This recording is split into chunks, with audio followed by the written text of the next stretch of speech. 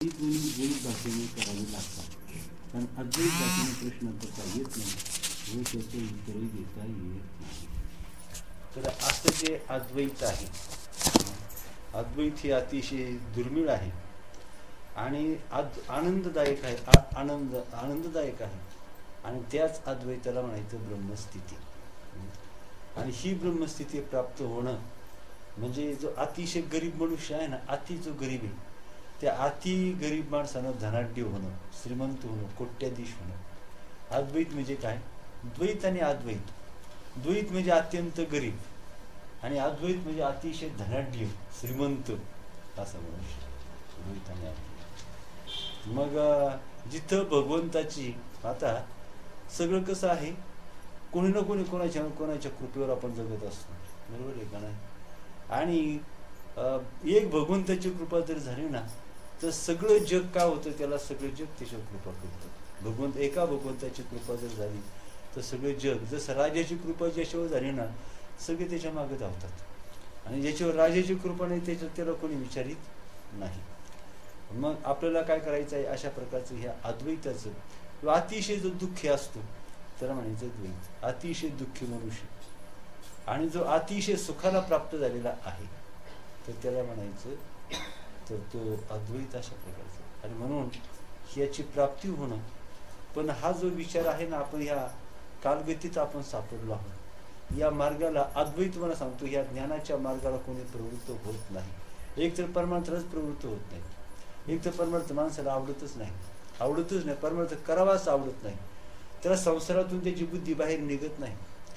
या संसारातून म्हणजे कसं आहे, त्याला तो संसारच त्याला चांगला वाटतो आणि त्याला अज्ञान म्हणायचं. संसार चांगला वाटणं, जग चांगलं वाटणं, देह चांगलं वाटणं, या जगातील भोग आपल्याला प्राप्त होणं, नाही का? आणि या जगामध्ये आपण सन्मानानं मिरवणं, हे जे अज्ञान आहे. आता शास्त्रामध्ये अजून काय सांगितलं आहे, हे जे दुःखच आहे, परंतु जीवाने त्याला नाव ठेवले सुख, नाही का? काय नाव ठेवलं त्याला? सुख. परंतु ते काय आहे? दुःख आहे. आधार माणसाला चांगला वाटतो, जग आपल्याला चांगलं वाटतं. आणि एक माणसाची काय होती, अध्यात्माकडे प्रवृत्ती माणसाची होत नाही. आणि अशा प्रकारे माणसाची अध्यात्माकडे प्रवृत्ती होणं हेच मुळात भाग्याचं लक्षण आहे. आणि नुसती अध्यात्मामध्ये माणसाची प्रवेश झाला, प्रवृत्ती अध्यात्माकडे जर झाली तर ते सुद्धा फार मोठं भाग्य आहे. आणि त्याच्यामध्ये त्याचं काय होणं, तर त्या उच्च स्थितीला जाणं हे अतिशय. आणि जेवढं पाहता पुण्य फळले बहुता दिवसा भाग्य उदयाचा ठसा. भाग्य पूर्वपुण्य ज्यांची आश्रय सामग्री, तोच मुखी गाई हरीचे नाम. पूर्व सुकृताचा, पूर्ण अभ्यासाचा आणि दास सद्गुरूचा तोच जाणे, नाही का? याला पूर्वपुण्य असावं लागतं. पूर्वपुण्य किंवा अनंत जन्म अनंत पुण्य कोट्यानुकोटी. काय म्हटलेलं आहे? अनंत पुण्य कोट्यानुकोटी.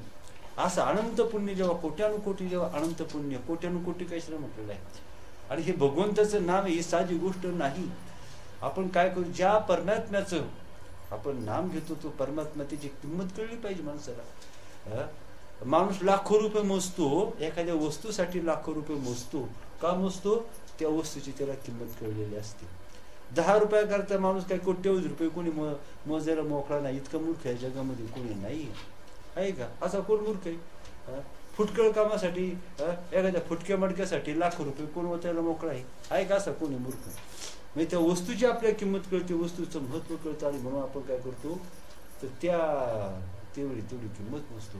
आणि म्हणून मी तुम्हाला नेहमी सांगतो, म्हणजे की देव जरी कळला, देवाची तो प्राप्ती नाही होऊ द्या, परंतु देवाची किंमत तरी कळू द्या.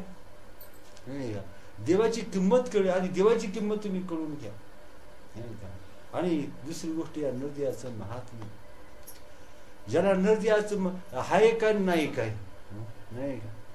इतके लोक मेलं म्हणजे गेलं काय आहे, नाही का? हाय तर खायचं प्यायचं काय भंपक, पण अशा प्रकारचं. म्हणजे नरदेहाची सुद्धा किंमत कळणं महत्वाचं आहे. ज्यांना किंमत कळली ते म्हणतात नरदेहा निधान लागले हाती, उत्तम सार उत्तम गती. हे निधान आहे, नाही का? हे नरदेह निधान लागले हाती, उत्तम सार उत्तम गती. आणि देव होईन म्हणती तरी चित्ती का न धरावी, नाही का? आणि मग माणसाला उच्च गतीला जर प्राप्त व्हावं इथं असा कोणता मनुष्य अधोगतीला जावं, असा कोण देवाला प्रार्थना करतो का देवा काही कर पण तेवढं मला अधोगतीला एकदाच जाऊ दे, असं म्हणतो कोणी? असं कोणाला वाटत नाही. परंतु कर्म मात्र कसे करतो? अधोगतीला जाण्याचीच कर्म करीत असतो. आणि तर कसं आहे, शुद्ध बीजापोटी फळे रसाळ गोमटे, करणी करे फिरकू डरे, करणी करके पछतावे. करणी करे फिरकू डरे, करणी करके पछतावे, बीज लगावे बहुल के तो आम कहां से लावे. आणि एवढं जर तसं जर माणसाला सहज जर परमार्थ केला असता, आज सगळं जगाने परमार्थ केला नसता का? सगळं जग आलं असतं, परमार्थ केला असतं. एवढंच नाही तर किती लोक स्वरूप स्थितीला प्राप्त झाले असते, किती लोकांनी चांगला विचार केला असता, चांगलं वर्तन केलं असते, चांगले वागले असते. परंतु तसं नाही. ज्या अर्थी माणूस चांगला वागत नाही, त्याची बुद्धी चांगली नाही, त्याचं वर्तन चांगलं नाही, त्याचं कर्म चांगलं नाही, याचा अर्थ काय आहे की त्या ठिकाणी विचार नाही का? चांगला विचार जर असेल तर माणसाला काय होतं, उच्च गती माणसाला प्राप्त होते. आणि म्हणून काय सांगितलं त्या म्हणून आई काय कसं काही काय सांगितलं, आई काय कसं काही बाई नवलं मी सांगू काही. किती मोठा परमात्मा आहे. जेवढं झाड फळांनी भरलेलं असतं तितकं झाड लावतं. माणसाला काय होते, ही आत्मज्ञानानं माणसाची बुद्धी परिपक्व बुद्धी होते, स्वच्छ. आधीच ती बुद्धी स्वच्छ झालेली असते, घासून घासून विचार करून. चांगली बुद्धी म्हणजे चांगले विचार. संत कशा असतात तर सगळ्या जगाचं कल्याण व्हावं, सगळं जग सुखी व्हावं ही संतांची इच्छा असते. आपण काय म्हणतो, याचं वाटूळ व्हावं, त्याचं वाटूळ होतं, त्याचं वाटूळ व्हावं, नाही का?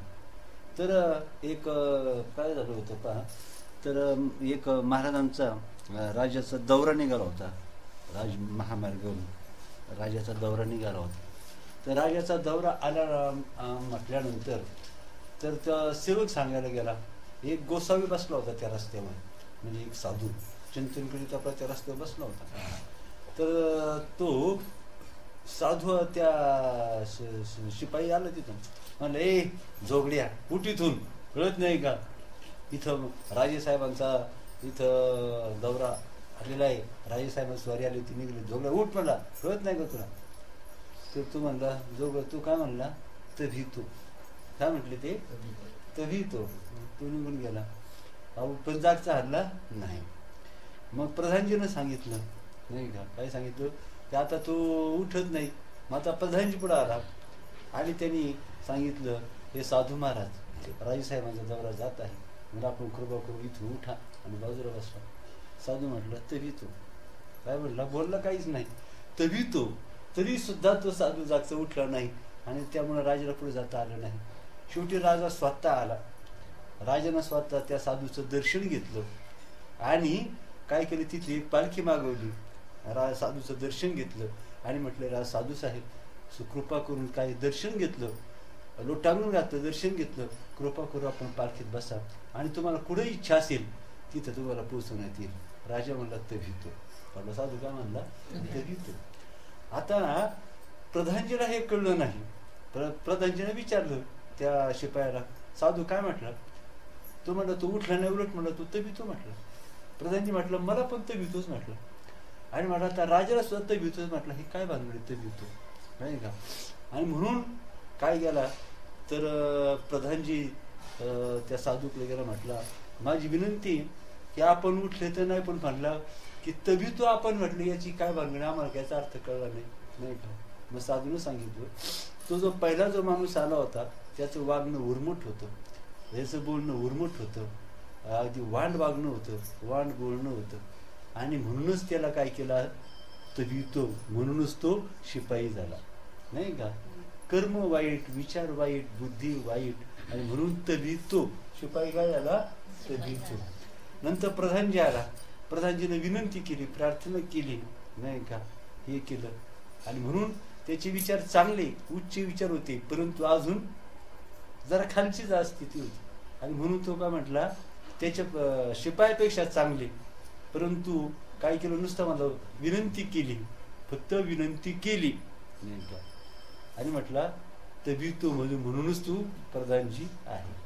आणि राजानं काय केलं, लोटांगण घातलं, साक्षात दर्शन घेतलं, पालखी मागवली आणि स्वतः तिथं पोहोचण्याच्या, म्हणून तभी तो, म्हणूनच तू राजा आहेस. तुझी कर्म इतकी चांगली आहे, तुझी बुद्धी एवढी चांगली आहे, तुझी बुद्धी इतकी स्वच्छ आहे आणि तुझं अंतःकरण स्वच्छ आहे, तुझी परोपकारी बुद्धी आहे इतकी मोठी, आणि म्हणूनच तू तवितो, म्हणूनच तो काय झालेला आहे, राजा झालेला आहे. नाही म्हणून कसे असतात, जशी जैसे ज्याचे कर्म तैसे एवढी पुण्याची सामुग्री आपल्या ठिकाणी असते आणि म्हणूनच त्या परमात्म्याच्या बद्दल आवड निर्माण होते. एवढी पुण्य सामुग्री, आणि म्हणून असं पुण्य सुद्धा कशा करता करावं, तर आत्म्याच्या भेटीसाठी. त्या आत्मा म्हणजेच परमात्मा, नाही का. आत्मा परमप्रिय हरी, नाही का.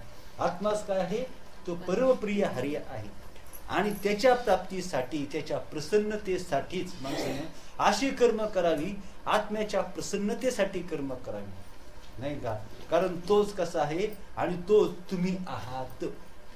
हे सगळ्या ज्ञानाचं ज्ञान तुम्ही, तो प्रत्यक्ष परमात्मा ज्याला आत्मा म्हणतात. आत्मा आणि परम आत्मा, आत्मा आणि परमात्मा. आत्मा म्हणजे आपल्या देहातला आत्मा, आणि परम आत्मा म्हणजे व्यापक आत्मा, नाही का.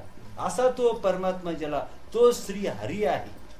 म्हणजे सगळ्या पापाचं तो हरण करतो, सगळ्या दुःखाचं तो हरण करतो, आणि म्हणून त्यांना काय म्हणतात, श्री हरी त्यांना म्हणतात. आणि म्हणून अशी कर्म करायची, असं जीवन जगायचंय, असं उत्तम जीवन जगायचं आहे का उत्तम फळ प्राप्त करून घ्यायचं आहे. पशुपक्षाने आधम कृत्य केली, पण आधम काय झाले, ते आधम जीवनाला ते प्राप्त झाले, नाही का. आणि म्हणून चांगले विचार करणं, त्यालाच म्हणायचं सत्य. परमेश्वर आपल्या प्रत्येक कृत्याची दखल घेतो, नाही का. आपल्या इथं अंतःकरणामध्ये राहतो. अंतःकरणात या वृक्ष आहे, इथं दोन पक्षी राहतात, एक असतो जीव आणि एक असतो शिव. दोन पक्षी इथं राहतात. तर शिव काय करीत असतो, त्याच्या कर्माची फळं देत असतो. शिव काय करीत असतो, त्याच्या कर्माची फळं देत असतो, आणि जीव काय करीत असतो, ती फळं म्हणजे आस्वाद घेतो, खात असतो, ती फळं खात असतो. ती फळं सुखाची असतात आणि दुःखाची असतात. सुख जे येतं ते देवच सुख देत असतो, आणि दुःख जे देतो ते देवच काय करीत असतो, दुःख देत असतो, नाही का. दुःख देत असतो. तुम्हाला सगळ्या गोष्टी अनुकूल असल्या, परंतु देवानं दुःखाचं फळ दिलं. सगळ्या तुम्ही सुवर्णच्या पलंगावर जरी लोळत असला, तरी पण दुःखाचं फळ समोर आलं का तुम्ही सुख भोगू शकत नाही, नाही का. सुख भोगू शकत नाही. आणि म्हणून कसं आहे, आपली बुद्धी जीव गेला तरी चालेल, प्राण मोलाचा नाही, परंतु सत्य मोलाचं आहे. ते देवाला आवडतं. ज्याला सत्य आवडतं, धर्म आवडतो, न्याय आवडतो, नीती आवडतो, तोच काय असतो, तर तो धर्मात त्याच्या जगण्याला, त्याच्या अंगावरची भरजरी कपडे जरी असतील, सोन्याचे अलंकार जरी असतील, आणि काही जरी असेल, श्रीमंती थाट असेल, तरी पण त्याच्या जगण्याला शोभा नाही, त्याच्या जगण्याला. आणि देवाला तो प्रिय नाही, कोणाच प्रिय नाही, नाही का. आणि म्हणून आपण काय करायचं आहे, तर चांगला विचार अंतःकरणात ठेवणं. आणि आता पहा, हे विषय कशा करता सांगतो. अशी जी स्वच्छ झालेली बुद्धी, तीच बुद्धी काय करते, आत्मज्ञान ग्रहण करते. ही जी बुद्धी आहे, तर ही बुद्धीला आज काय प्रिय आहे, ही घाणेरडी बुद्धी आहे, अस्वच्छ बुद्धी आहे. जेव्हा दगड असतो रानामध्ये, एखादा मूर्तिकार असतो, त्याला दगड सापडतो. तो दगड कसा असतो, ओबड धोबड दगड असतो, वाकडा तिकडे दगड असतो, तो दगडच असतो, तो दगड असतो, रानात पडलेला असतो, त्याला धड नाही, आकार नाही का. आणि ओबड धोबड कसाही असतो, वाकडा तिकडा असतो तो दगड.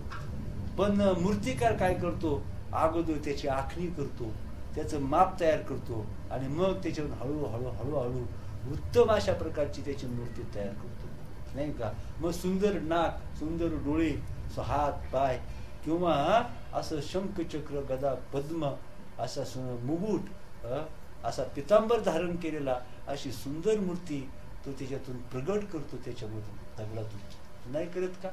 मग तसंच अशी जी बुद्धी घडवल्याशिवाय काही होत नाही, नाही का.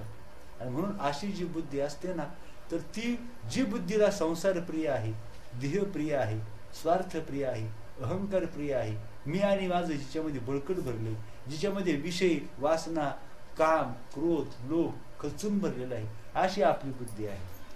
मग ही बुद्धी परमात्मा ग्रहण करत नाही.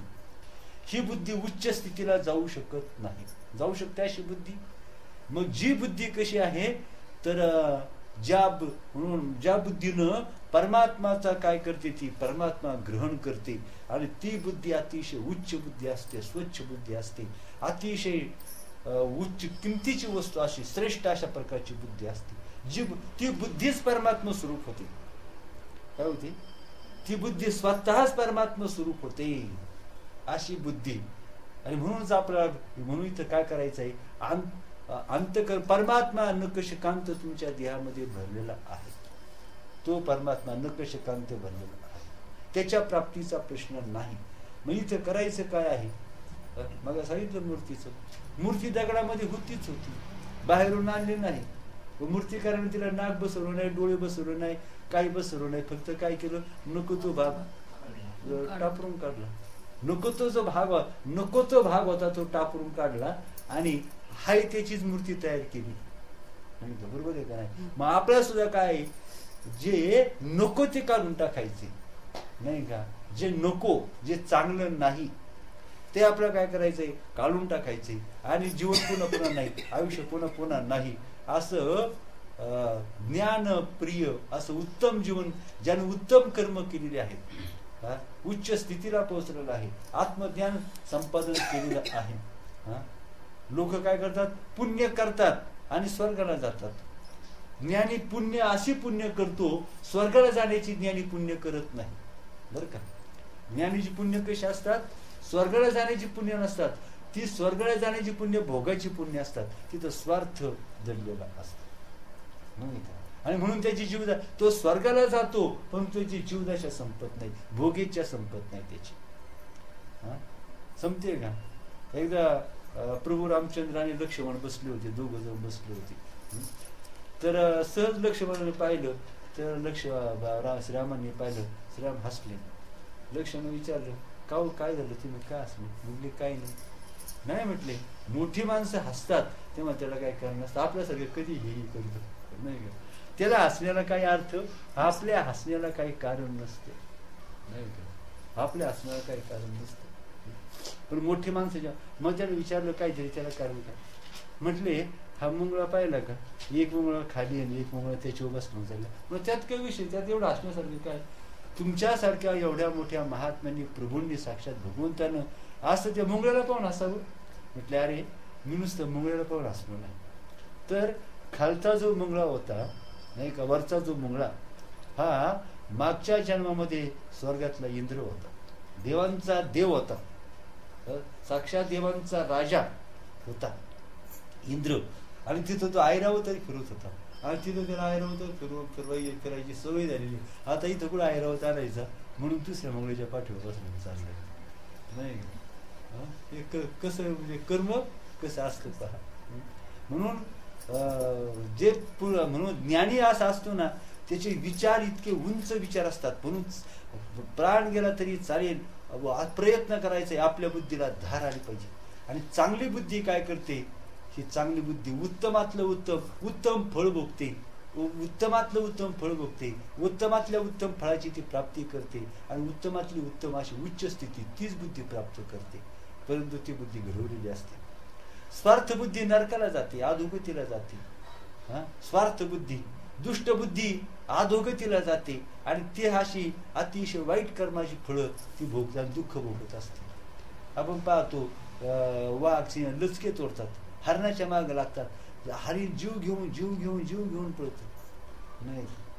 तुम्हाला अजून एक सांगू का, तर एक छोटासा दृष्टांत तुम्हाला सांगतो. एका ताईने परवा मला ते आपण ती हे दावण पाहिले ना, दावण पाहिली, तसं तो दृष्टांत आठवला. तो दृष्टांत असा की एक कसाई होता, आणि त्या कसाईनं काय केलं, एक तो बोकड त्याला कापायला घेतला, असं त्याला फळीवर टाकला, कोयता हातामध्ये घेतला, आणि त्या बकरीला मारणार, तर तो बोकड हसायला लागला. काय झालं, तो बोकड हसायला लागला, आणि तो कसा इथे चकित जर म्हटला, मी आता पण शेकडो बोकड कापले, पण एकड बोकड अजून हसला नाही, पण हा बोकड हसला. तशी त्याच्या हातून स्त्री बाजूला ठेवली. म्हणला, का रे बाबा तू का हसला? नाही म्हटलं, जाऊ दे म्हणला, काम कर. नाही म्हटला, तू का हसला मला सांग. नाही का हसला मला सांग म्हटलं, लवकर सांग म्हटला, गिऱ्हाईक उभा आहे. नाही तो म्हणला, मी तेच म्हणतो का तू तुझं काम लवकर कर.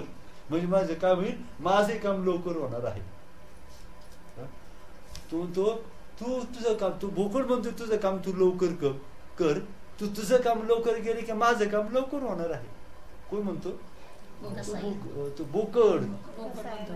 बोकड कसायला म्हणतोय तुझं काम तू लवकर कर. आणि कसाई बोकडा म्हणतो तू का असलं ते मला सांग. कसाई काय म्हणतो? कोण असला? बोकड असला. कसाई काय म्हणतो तू का असला ते मला सांग. आणि बोकड काय म्हणतो तुझं काम तू लवकर कर, म्हणजे माझं काम लवकर होईल. आणि मग बरं कसा बरं बोलतो बोकड म्हटलं, बरं बा सांगतो ऐक. तर परिस्थिती अशी म्हटला, तुला आठवत नाही पण मला स्मरण आहे. माणसाला मृत्यूकाळी म्हणतात महत्वाच्या गोष्टी स्मरण होतं, तसं मला सुद्धा मृत्यूकाळी महत्वाच्या गोष्टी मला स्मरण झाले. म्हटलं काय स्मरण झाले? आणि मागच्या जन्मामध्ये काय झालं, मी कसाई होतो आणि तू बोकड होता. मागच्या जन्मात मी तुला असंच कापलं. मागच्या जन्मात काय झालं, मी तुला असंच कापलं आणि त्या कर्माचं फळ म्हणून काय झालं, मी तुला कापलं. मी कसाई होतो, तू बोकड होता आणि मी तुला असंच कापलं. आणि म्हणून ह्या जन्मामध्ये काय झालं, तर तू कसाई झाला आणि मी बोकड झाला. तू मला असंच कापणार आहे. पण हसायला काय झालं, मला पुढच्या जन्मात काय होणार आहे, मी कसाई होणार आहे आणि तू बोकड होणार आहे. मी तुला असाच कापणार आहे. म्हणून म्हटलं आटप लवकर, म्हणून मला हसू आलं. त्याने तशी सुरी टाकून दिली. त्या कशाने काय केली, तशी सुरी आता ती टाकून दिली. काय तात्पर्य सांगायचे, हे कर्म आहे. श्रीरामांनी सांगितलं काय सांगतात, दैव जात दुःखे व्रता दोषना कुणाचा आणि पराधीन आहे जगती पुत्र मानसा. श्रीरामाने सांगितलं माय कैकी इना दोषी नवे दोषितात राजत्याग कारण यात्रा सर्व कर्म जात. कारण यात्रा म्हणजे काय, अरण्यवास, राज्याचा त्याग, अरण्यवास, राज्य त्याग, कारण यात्रा सर्व कर्म जात. सगळी काय आहेत माझ्या कर्माची फळे. राज्य त्याग कारण यात्रा सर्व कर्म जात. खेळ चालला से माझ्या पूर्व संचिताचा आणि पराधीन आहे जगती पुत्र मानवा. तिथं कोणाचा दोष नाही. माय कैके आईचा दोष नाही आणि बापाचा दोष नाही. माय कैके ना दोषी नवे दोष येतात आणि राजत्याग कारण यात्रा सर्व कर्म जात. सगळं माझ्या कर्माची फळे. खेळ चाललेला से माझ्या पूर्व संचिताचा आणि पराधीन आहे जगती पुत्र मानवाचा. माणूस कसा आहे, कर्माच्या पराधीन म्हणजे कर्माच्या अधीन आहे. जशी कर्म केली असतील माणसाचं काही चालत नाही. ती कर्मच त्याला काय करतात, ती कर्मच ती फळ होऊन येत असतात.